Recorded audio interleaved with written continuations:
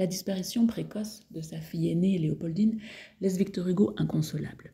Il conçoit le recueil de poèmes Les Contemplations, publié au milieu du XIXe siècle, comme les mémoires d'une âme endeuillée. Il se livre à la rêverie, à des souvenirs face à la nature, pour apaiser son chagrin. Le poème qui nous intéresse clôt le livre 4 et appartient à la longue section 3 ans après.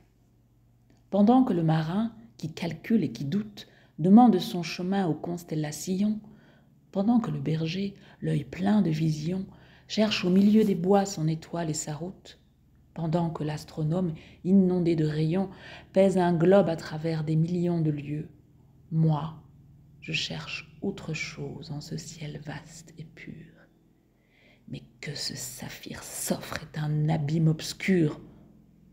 On ne peut distinguer la nuit, les robes bleues, des anges frissonnants qui glissent dans l'azur. Il y a une rupture nette dans ce texte. La première partie concerne ceux qui réussissent à s'orienter physiquement sur cette terre. Et à partir de « moi, je cherche », donc les 4 derniers vers, on a ceux qui échouent à s'orienter spirituellement sur cette terre. La question que je me pose, c'est sur quelles antithèses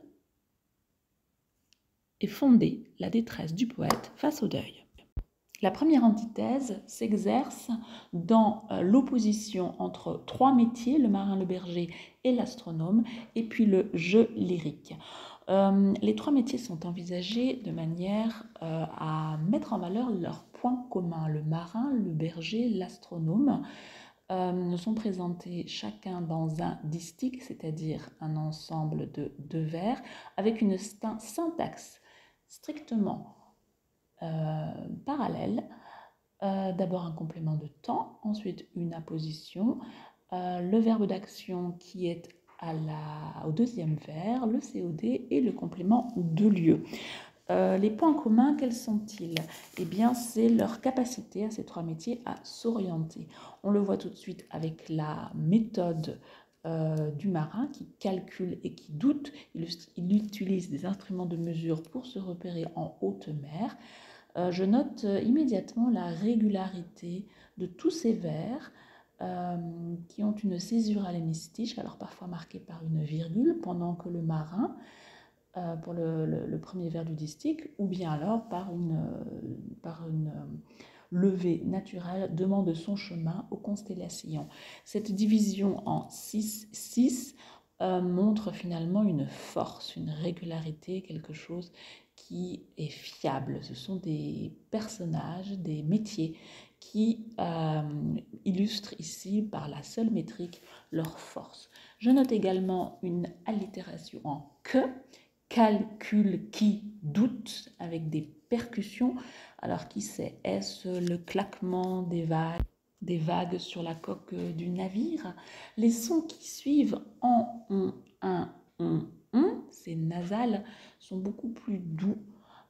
Ces assonances montreraient peut-être que le marin apprivoise son environnement hostile. Et l'allongement des voyelles nombreuses dans ce 2e vers sur la diérèse constellation fait peut-être apparaître un éclat, une lumière, toute la beauté de l'univers. Le marin donc s'oriente grâce au ciel. C'est un succès.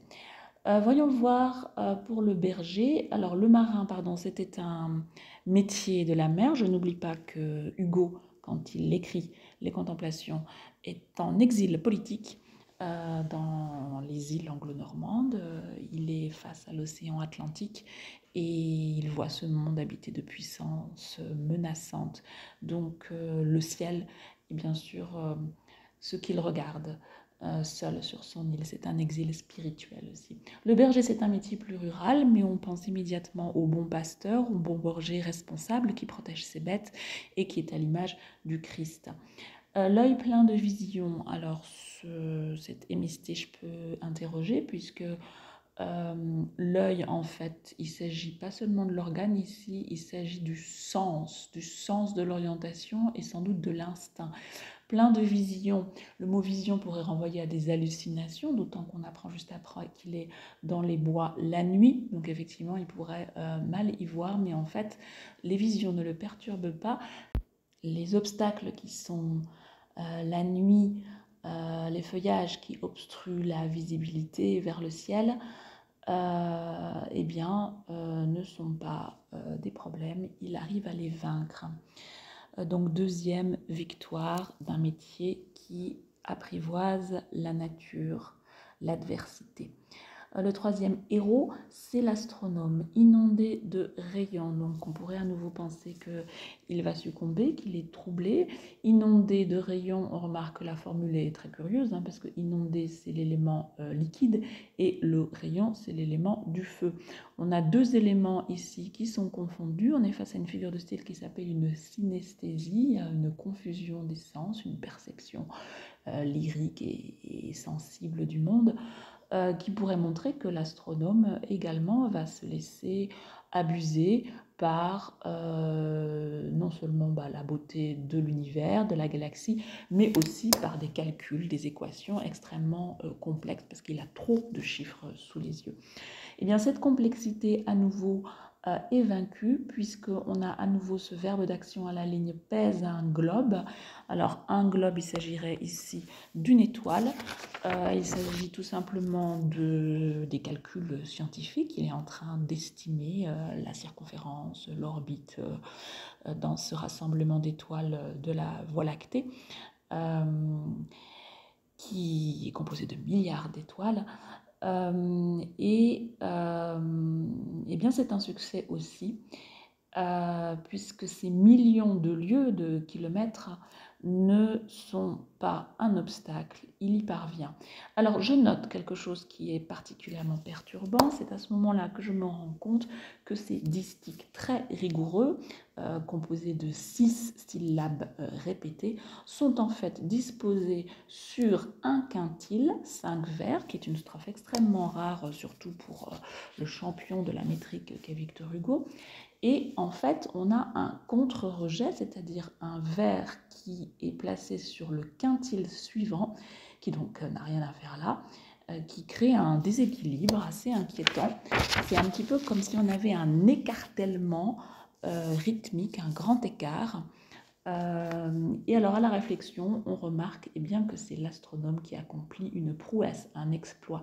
C'est-à-dire que lui, tout petit, l'infiniment petit, cet être humain, arrive à résoudre l'énigme du ciel, arrive à parcourir avec son intelligence ces kilomètres, ces années-lumière, et les années-lumière sont représentées par le blanc entre les deux strophes.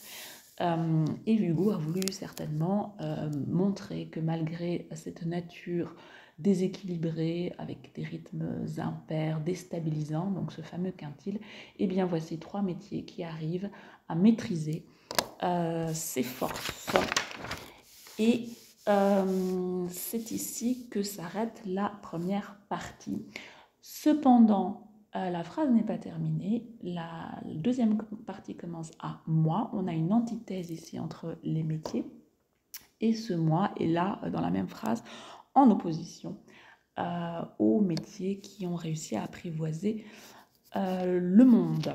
Alors, ce moi, c'est un pronom tonique en apposition à l'entame du vers qui montre justement que si tout le monde a réussi dans sa quête, si la conquête est un succès, eh bien, le jeu lyrique ici est face à un échec. Je cherche autre chose, on a la reprise du mot chercher, et on a cette autre chose qui est implicite, qui ne renvoie à rien.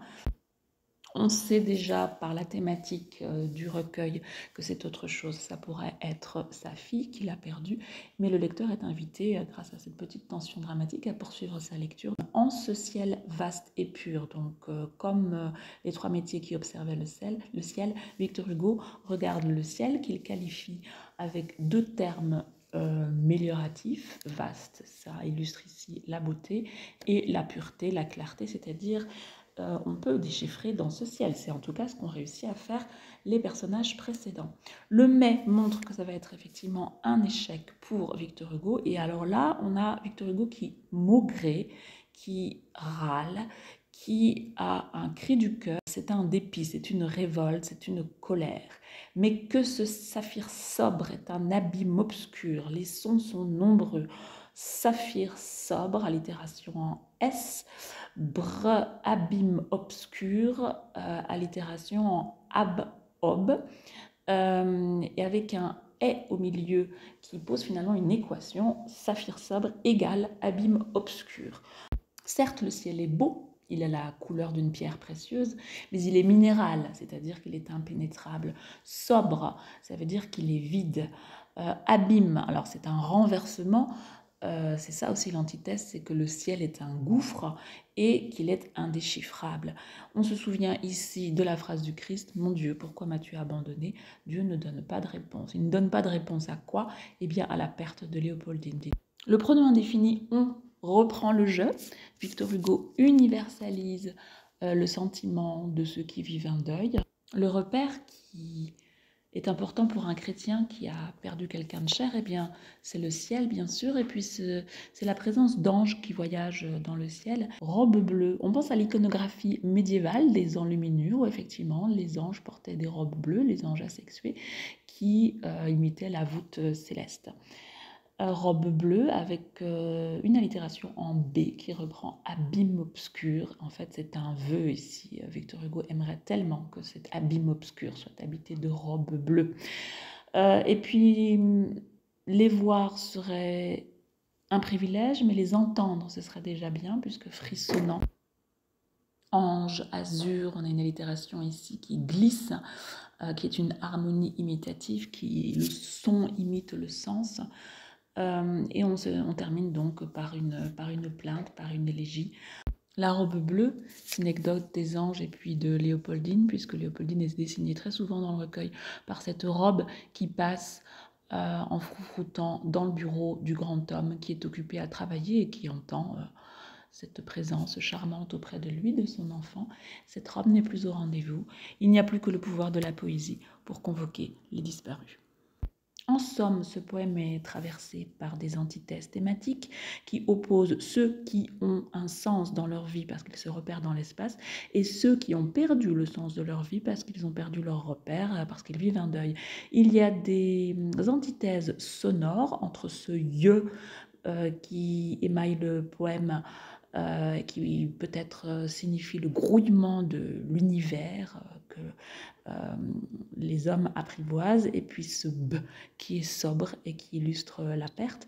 Et il y a des antithèses métriques avec finalement cette structure très traditionnelle du quatrain, structure augmentée par un vers seul de façon à former un quintil, et ce vers ajouté qui déséquilibre tout, eh bien c'est Victor Hugo qui est seul sur son île, qui est seul dans son deuil, qui est seul face à Dieu.